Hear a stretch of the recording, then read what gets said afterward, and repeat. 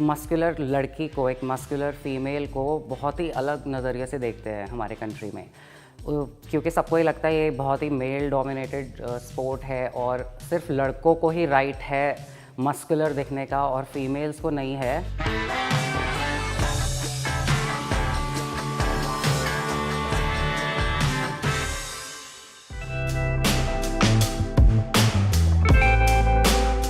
I was born in a army background family, and my grandfather, he was a retired colonel from the army. When I was just 2 years old, my parents, they got divorced and they separated.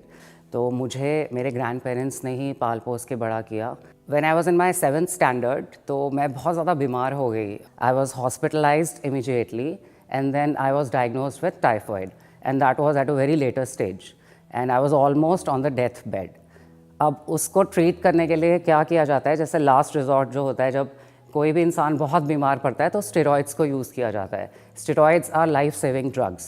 तो I was treated with steroids, I revived somehow, but as a side effect of steroids I lost almost all my hair, I started getting a lot of acne, और इतनी ज़्यादा भूख लगती थी just as a side effect कि मैं बहुत ज़्यादा खाने लग गई थी। I was a very lean girl, but all of a sudden in the duration of I think 3 to 4 months I gained so much of weight.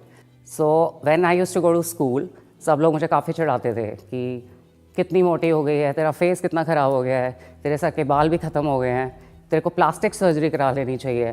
तो ऐसी काफ़ी सारी चीज़ें मेरे को सुनने को मिलती थी, but I was like okay, मैं रिएक्शन नहीं दूँगी, आई will do something and one day I will show them all what exactly I am.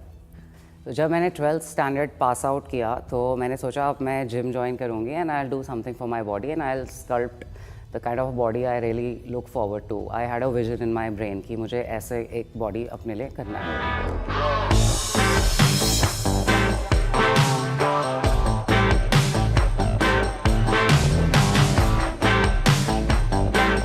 When I started competing in 2015, उस टाइम पे बॉडी बिल्डिंग के फील्ड में women were hardly there. I think एक taboo था, या फिर हो सकता है कि किसी ने सोचा ही नहीं था कि लड़कियां भी बिकिनी पहन के स्टेज पे अपनी बॉडी शो कर सकती हैं, या फिर मतलब ऐसा भी हो सकता है, वो भी इंडिया में। मेरी फैमिली में सबको पता था कि अगर यास्मीन ने कुछ सोच लिया तो उसको करना ही है, कोई उसको कुछ भी बोलेगा, उसको रोकेगा, गलत बातें भी सुनाएगा, तो भी वो करेगी उस चीज़ को। तो फॉर्चुनेटली मुझे चाहे जितना भी इसके अगेंस्ट सुनना पड़ा, या फिर कोई नहीं भी माने मेरे ग्रैंड पेरेंट्स, माई बुआ and all, but still I knew कि मुझे ये करना है। तो फॉर्चुनेटली मुझे किसी ने इतना ज़्यादा नहीं रोका, ना ही कुछ बोला, तो मुझे ये करना था, मैंने कर लिया। बट हाँ, मैंने काफ़ी ज़्यादा इस चीज़ में फेस की हैं डिफ़िकल्टीज़ इन टर्म्स ऑफ कि कितना हार्डवर्क एक फ़ीमेल को करना पड़ता है when compared to a male. एक डिफ़िकल्टी कहूँ या चैलेंज कहूँ इसको, लेकिन for the love of the sport we are ready to do that. जब बाहर के इतनी सारी कंट्रीज़ की फ़ीमेल बॉडी बिल्डर्स ऑलरेडी एक लेवल पे पहुँच चुकी थी, तब इंडिया में अवेयरनेस आई थी कि yes, this sport is for women as well. और आज से 5 साल पहले तक तो हार्डली कुछ ही लड़कियां हमें स्पोर्ट में दिखती थी। Thankfully, I should say thanks to internet, social media and thanks to few people जो इन कॉम्पिटिशन्स को बहुत अच्छे लेवल पर लेकर गए हैं और बाहर के बहुत अच्छे रिनाउंड कॉम्पिटिशन्स को इंडिया में लेकर आए हैं। अब ये अवेयरनेस इतनी ज़्यादा हो गई है कि अब गर्ल्स इसमें बहुत ज़्यादा निकल के बाहर आ गई हैं। फॉर्चुनेटली उनके पेरेंट्स भी इसको समझने लगे हैं और वो भी स्पोर्ट को एक पॉजिटिव नज़र से देखते हैं, इसको स्पोर्ट ही मानते हैं। जैसे कि टेनिस खेलती हैं लड़कियां, स्विमर बनती हैं लड़कियां, तो इसको भी एज अ स्पोर्ट ही देखा जाने लग गया है अब। एक लेडी को, एक लड़की को, अगर वो बॉडी बिल्डर है और उसके बच्चे भी हैं या अगर नहीं भी हैं, तो उसको अपने घर की ड्यूटीज़, अपनी जॉब की ड्यूटीज़ के अलावा जो इस स्पोर्ट के लिए जो कुछ भी करना है, वो सब मिला के जितना कुछ करना पड़ता है, ऑन एन एवरेज एक मेल बॉडी बिल्डर को इतनी रिस्पॉन्सिबिलिटीज़ नहीं उठानी पड़ती। उसको सिर्फ अपनी एक्सरसाइज करनी है, घर जाना है, इन केस अगर उसको अपना खाना भी पकाना है तो अपना ही खाना पकाना है।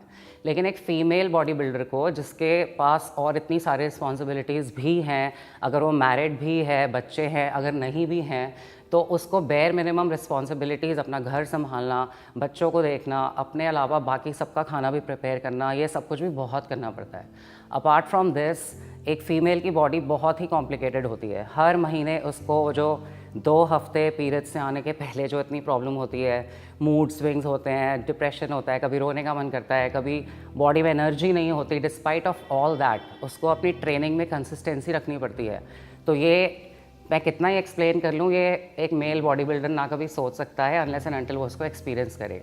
एक औरत का इनबिल्ट नेचर होता है कि हम अपनी फैमिली के लिए, अपने लवर्ड वंस के लिए अपने आप को कुर्बान कर देते हैं। हम अपना ध्यान नहीं रखते हैं अपनी फैमिली का ध्यान रखने के चक्कर में। ना हम टाइम से खाते हैं, हमें लगता है कि पहले बच्चों को फ्री कर देते हैं, पहले हस्बैंड के लिए कर देते हैं। तो अपना ध्यान रखना बहुत ज़रूरी है। मैं सबको ये कहना चाहूँगी कि अपने आप से प्यार करें। सबसे पहले self love is very important. अपना ध्यान रखें, आप हेल्दी रहेंगे, आप ठीक होंगे, आप फैमिली का ध्यान ज़्यादा रख सकते हैं।